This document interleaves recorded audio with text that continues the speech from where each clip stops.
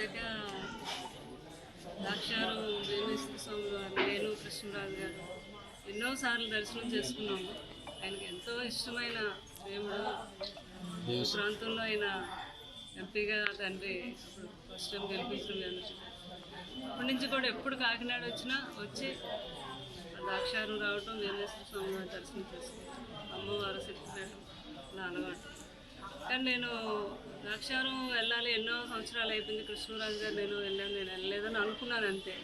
కానీ అనుకోకుండా అక్కడ ఏదో కార్యక్రమం అని కాకినాడలో పిలవటం, ఇంట్లో వని సెరమనీకి రావటం, అంటే భగవంతుడు నాకు అలాగా పిలుపునిచ్చాడు అనమాట. ఏం కావాలని కోరుకున్నారు? అది మీ అందరికీ తెలిసిన విషయం. పెళ్లి గురించేగా మీ అందరూ అడిగేది. తప్పకుండా బాబుకి పెళ్లి చేయాలని మాత్రం మనస్ఫూర్తిగా పార్వతీ పరమేశ్వరుని నేను కోరుకున్నాను. ఈ సంవత్సరం చేస్తాను ప్రభాస్ గారికి పెళ్ళి అంటే అది శివుడు ఆజ్ఞలో ఎందుకు చేయమైనా కుట్టదంటారు కదా. భగవంతుడు ఆజ్ఞ ఆయన ఎప్పుడు ఏ రోజు అనుకుంటే ఆ రోజు జరుగుతుంది. తప్పకుండా ఆ శుభ సమయం వస్తుంది. అలాగే మా పిల్లలు ఆడపిల్లలు ఉన్నారు, వాళ్ళకి కూడా ఆ తండ్రి మంచి సంబంధాలు. అంటే ప్రభాస్ గారికి మీ ఫ్యామిలీ కుటుంబంలోనే మ్యారేజ్ చేస్తారు, బయట ఏమన్నా సినిమా హీరోయిన్లు ఎవరన్నా? అది తెలియదు నాకైతే. అది మాత్రం పెళ్లి మాత్రం జరుగుతుంది. అది పెళ్లి మాత్రం జరుగుతుంది.